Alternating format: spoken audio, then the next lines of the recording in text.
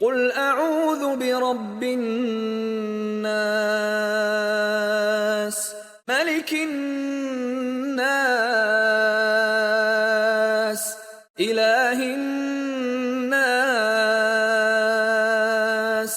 من شر الوسواس الخناس الذي يوسوس في صدور الناس من الجنة والناس.